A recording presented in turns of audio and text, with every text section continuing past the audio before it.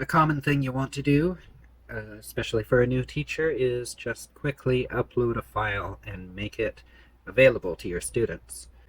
Let me show you how to do that. I'm going to show you the quick version first, and let's go into my course here. Okay, if you have a brand new course, then the files link will be visible to your students by default. This is not what I prefer to do, but I'm going to show you if you just need to make it available to them. I'm going to go to that files area, and then I'm going to go on my computer here, and can we see that?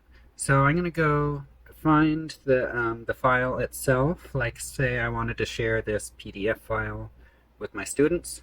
So while my course is on this files page, I'm going to literally drag it over. We see the page change a little bit. It says drop files here to upload. So this PDF, what the best college teachers something something, I'm just dragging it over and letting it go. I see that upload right there. And if I scroll through all of these, then I see that that has indeed shown up here. And just to double check, yes, it has a green check mark, so it is published. And if the files area is available to students, then it is technically available to them. Okay, they can come click here and click on the file itself. Okay, so for a PDF, they can actually view it here in the web browser or in the app. That's not my favorite way to do it. I mean, that works. So far, so good. One last thing that I like to do, since I hide all the other sections here, I like to go to my modules page and figure out where it fits in with the rest of the material in my course. So let's say I wanted them to see that file during week 1. I would come to the week 1 module, use the little plus sign, and I want to add a file.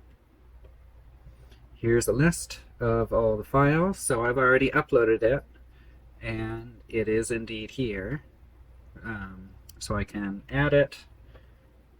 The link now shows up at the bottom of that module.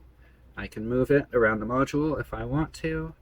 And then one last step that I would do, because I like things to be just right, is I would fine-tune the words that they actually see here. I like the words that students see to be English phrases, if you'll pardon some of my test links there. So at the very least, get rid of that .pdf file name.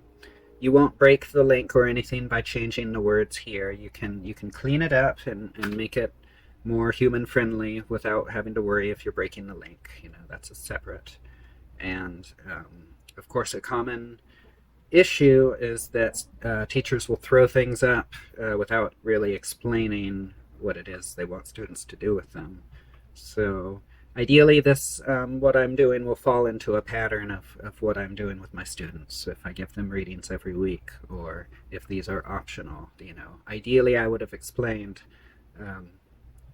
it somehow so that students know what it is I expect them to do with the items here. So we'll do a cursory form of that, like this. There's various ways of addressing the issue of, you know, how do you communicate what it is you want your students to do, but you need to figure out some way to do that. So here while I have the files area invisible, they can find that file in the modules list now, and so that's how they would get to it, view it, download it, etc. Hope that is helpful. Thank you.